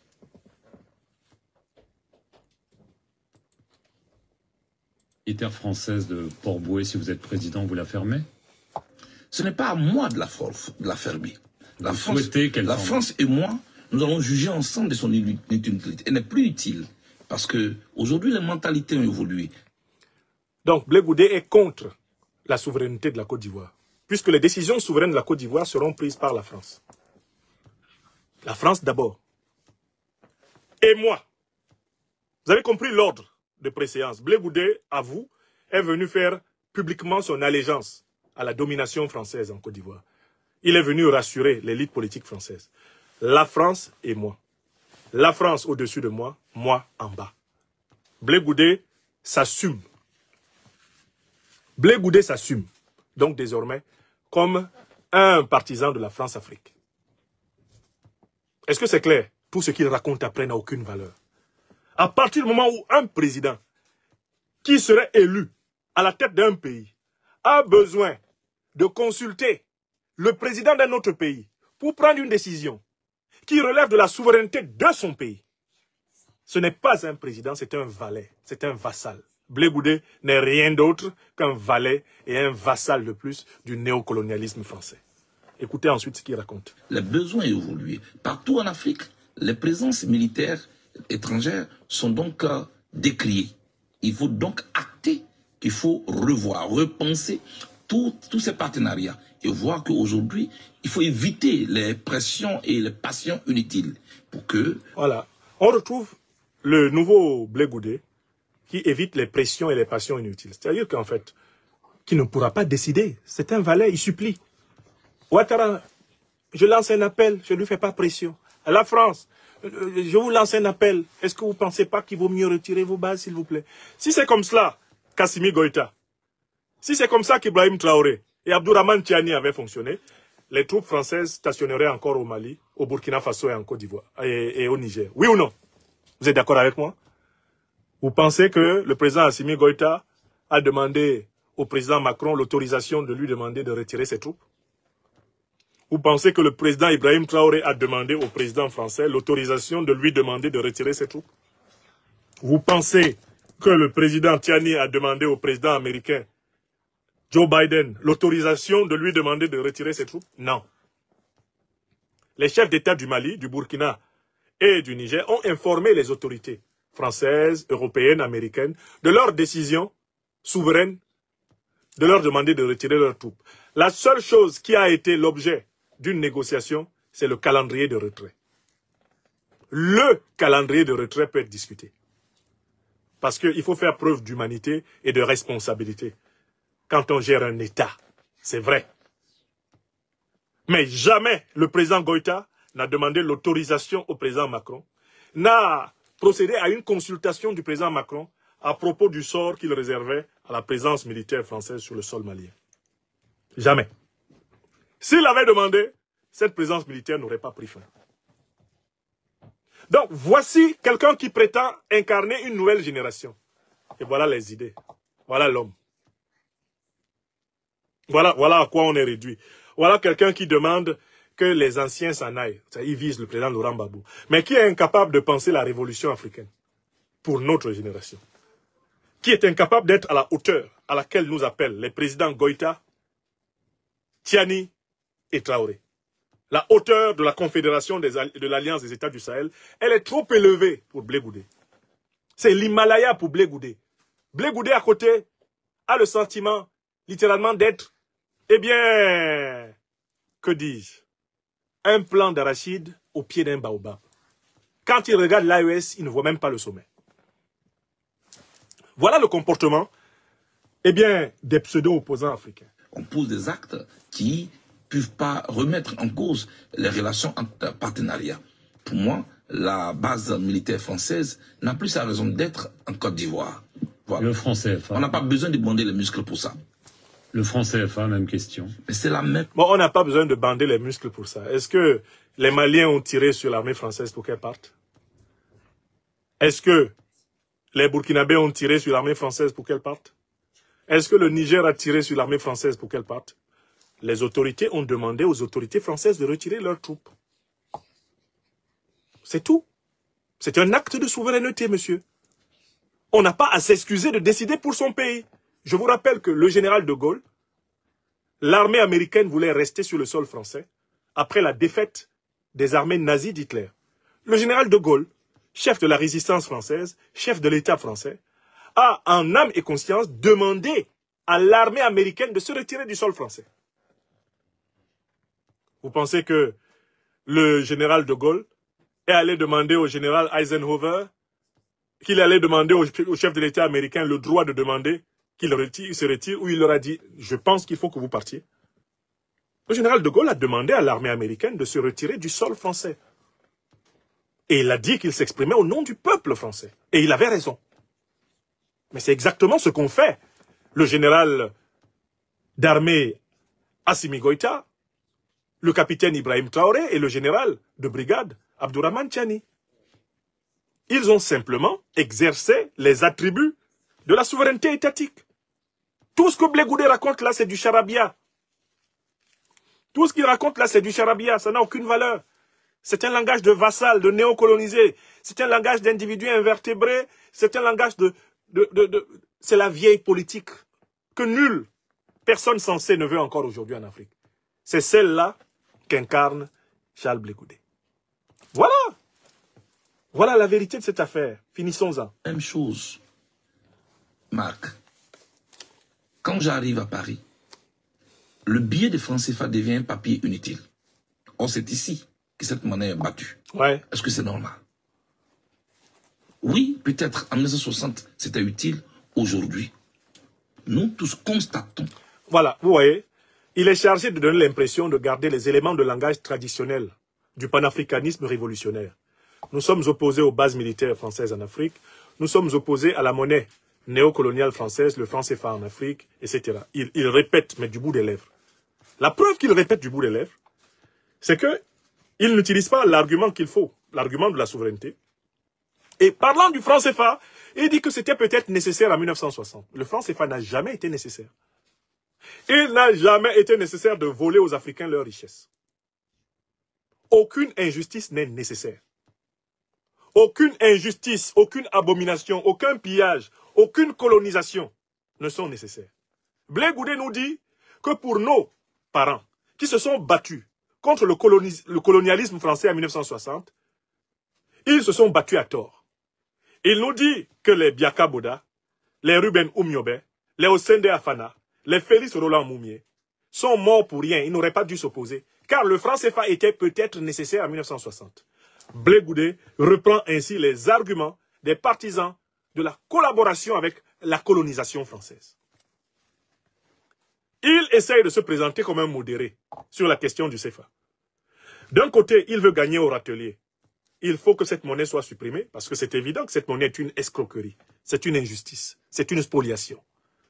Cette monnaie a été mise en place pour appauvrir en permanence l'Afrique et enrichir injustement,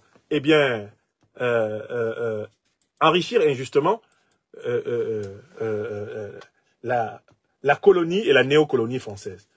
Bon, je crois que Blé Goudé ne peut pas contredire ce qu'en dira par exemple, rien que pour le prendre, celui-là, quelqu'un qui connaît mieux l'histoire économique de la France que lui.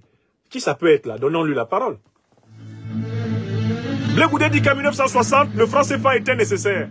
Quelle abomination! On oublie seulement une chose. Oui!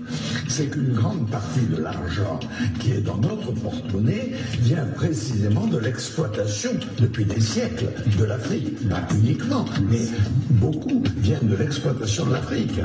Alors, Monsieur Chirac vient de dire que l'Afrique est exploitée depuis le siècle et qu'une bonne partie de l'argent que nous avons en France vient de l'exploitation de l'Afrique. Blé Goudé parle de 1960. 1960, ça ne fait même pas un siècle. Ça ne fait même pas un siècle. 1960, ça fait 64 ans. N'est-ce pas? Jacques Chirac dit et reconnaît, il a été élu 2 fois président de la République française, que l'Afrique est exploitée depuis des siècles par l'Occident, le Moyen-Orient et notamment par la France. Et que l'argent qu'on a en France vient amplement de l'exploitation de l'Afrique. Blé Goudé dit que l'exploitation de l'Afrique était normale en 1960. Qu'il était peut-être nécessaire que la monnaie coloniale exista en 1960, mais qu'aujourd'hui, ça ne se justifie plus. Ça s'appelle un sophisme du loup. C'est un argument mensonger, c'est un argument vil. Le franc CFA ne se justifie ni en 1945, ni en 1960, ni en 2024. Il ne se justifie jamais de mettre en place un mécanisme d'exploitation frauduleuse d'une communauté humaine. Aucune justification ne peut être apportée à ce type de pratique. Je dis bien aucune. Voilà la vérité dans cette affaire. Voilà la vérité dans cette affaire. Finissons-en. Monsieur Blé Goudé. Que le franc CFA fait l'objet de conflits et de pressions et de tensions inutiles. Il faut donc s'asseoir, évaluer tous ces partenariats, tout ce qui a été signé comme accord, les réadapter à nos réalités actuelles. La génération actuelle a d'autres besoins. Ça s'appelle le révisionnisme historique et le négationnisme historique. Si le franc CFA était nécessaire en 1960, il n'y a aucune raison qu'il ne le soit pas en 2024. Blé Goudé est un menteur. Et il est ridicule. D'accord? Il n'y a rien à réadapter. Ce sont des accords qu'il faut supprimer. Le franc CFA n'est pas à réadapter. Par exemple, cette histoire abracadabrantesque de l'écho, elle est tout aussi nulle que ce franc CFA. Tout le monde a bien vu Alassane Ouattara se précipiter pour faire plaisir à ses maîtres, en proposant une monnaie à parité fixe qui s'appellerait ECO, dans le but de saboter la monnaie à parité variable qui aurait pu permettre à l'Afrique de l'Ouest de s'affranchir du dollar, de l'euro et justement du franc CFA. Donc, le franc CFA doit être supprimé. Il ne doit pas être réaménagé. Le principe du franc CFA, c'est que c'est une monnaie coloniale, c'est une monnaie néocoloniale. Ce n'est pas une monnaie africaine. Il doit être supprimé. Il n'y a rien à renégocier dedans. Les réserves de change détenues par la Banque de France et qui appartiennent aux États africains doivent leur être restituées. S'il y a des réserves d'or, elles doivent être restituées, terminées. Les pays africains doivent avoir leur propre monnaie. C'est tout. Les bases militaires doivent être fermées. Il n'y a rien à débattre dessus. Elles doivent être fermées. Les armées françaises doivent rentrer en France. Aucune armée africaine n'a de base militaire en France. Il s'ensuit qu'il ne doit pas y avoir de base militaire française en Afrique. Aucune armée africaine n'a de base militaire, aux États-Unis. Il ne doit pas y avoir de base militaire américaine en Afrique. L'ère de la réciprocité a sonné. Ce n'est pas une affaire de haine, c'est une affaire de vérité et de justice. Charles Blé Goudé ne représente pas l'avenir de la Côte d'Ivoire. Il représente le passé abject. Il représente la continuité de l'esprit valétudinaire, de l'esprit vassal qui a attardé l'Afrique. Il est là dans l'ambiguïté absolue. Il devrait aller, en effet, s'asseoir aux côtés de Sonko et de Diomaye et continuer à tisser ce verbiage creux qui caractérise les politiciens sans verticalité. Les politiciens ambigus. Il faut s'y adapter. Qui ne s'adapte pas peut disparaître. Charles Blé Goudé, merci beaucoup d'avoir répondu aux questions de... Donc, le principe d'adaptation, vous avez bien compris, c'est le caméléonisme. Le principe d'adaptation chez Charles Blé Goudé, c'est l'opportunisme. C'est un pragmatisme sans principe. C'est en réalité la légitimation de toutes les formes de prostitution politique. Cette interview est l'une des pires que Charles Blé Goudé ait jamais donnée. Il aurait pu, à l'occasion de son passage à Paris, se passer d'aller à France 24.